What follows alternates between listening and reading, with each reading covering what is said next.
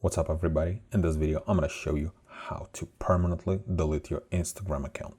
So what you need to do, you need to open up your browser, not an Instagram app, but actual web browser, and you need to go to this website. And I will put link in the description below.